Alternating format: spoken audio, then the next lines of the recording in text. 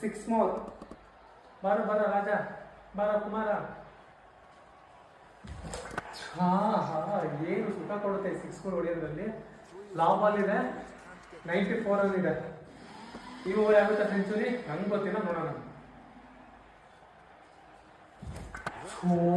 At least 2 run ಬರುತ್ತೆ ನನ್ನ ಪ್ರಕಾರ. 1 ರನ್ ಬಂದರೆ ವೆಲ್ ಅನ್ಕೊಂಡು.